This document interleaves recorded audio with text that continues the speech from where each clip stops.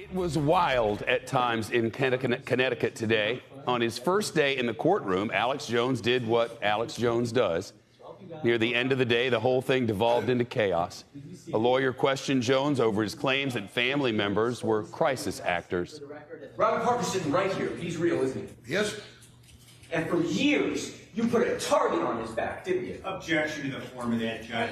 Well, I mean, Didn't you? I've admitted I've said his name. It's true. I haven't said other people's names, but who they are. You put a target on his back just like you did every single parent and loved one sitting here, didn't you? No, I didn't.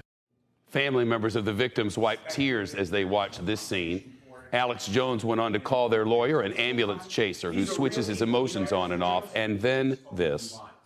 You have families in this courtroom here that lost children, sisters, wives, moms.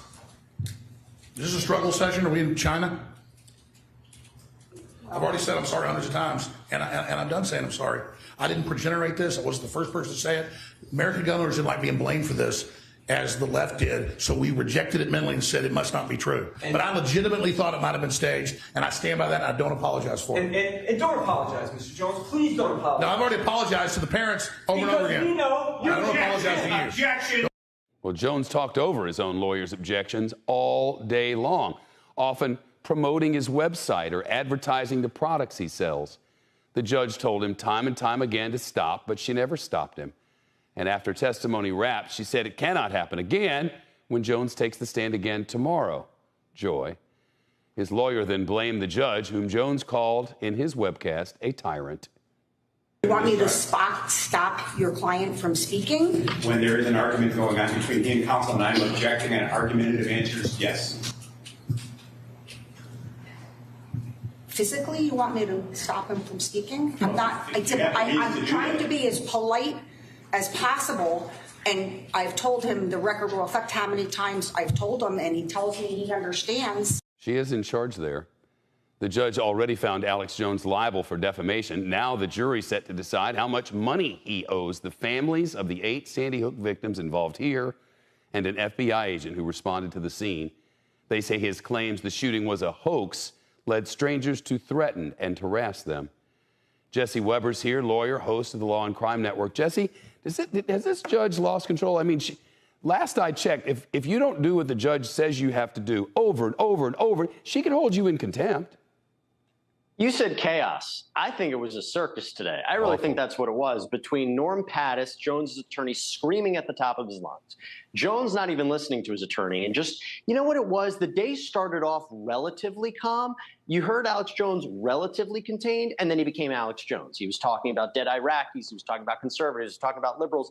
The judge is trying to, in a very unique position, right? She wants this trial to continue. She doesn't really want to hold Alex Jones in contempt of court. There were a number of sidebars, which, by the way, she has allowed the microphone to be on. So we're actually I know, that's been great. That's been the best because we know what's happening behind the scenes. We don't usually. Yeah, we don't. And so you're hearing Norm Pattis at points saying, I don't know what my client's going to say next. I can try to talk to him. I can try to tell him. I think he might be getting tired. He even made that argument at one point. What is he doing? I mean, it's not as if this guy's trying to make the jury feel bad for him or reduce the amount of money he's going to pay. What is he? Is he just promoting his own thing that he does? I mean, what is this? If you ask me, that's exactly what he's doing, because there was a point that was made today that even during the course of this trial, he's delegitimizing it on his show, and at the same time, he's selling products on the website. So I think what's happening is he had a big monetary judgment levied against him in Texas. I imagine an even bigger judgment here. He needs to retain his supporters, keep that profit coming in, because he needs the money, Shep. I mean, I think that's really what's going on. He's not trying to convince this jury. He said, I'm not going to apologize anymore. He knows that what's going to happen to him. He's called it a kangaroo court before. I think his goal is to remain the figure of Alex Jones in the eyes of his supporters and get as much financial support as possible. He gets another shot at that tomorrow. So you think trying to get sympathy or trying to keep the money down is not the point. He mentioned his products, the ones he pimps. He mentioned those over and over today. He kept giving the URL for his website out there. They went back and forth about it. I felt like I was in the middle of an infomercial. He knows it's televised. He knows everybody's watching. I don't think he expects any of the jurors to buy the products. Look, his defense is so limited at this point. He's already lost the case. Yeah. He can't even argue that he didn't profit off of Sandy Hook. So this, I think, is his best chance, and he might not be listening to his attorneys at this point. Jesse Weber, thanks again. Appreciate it.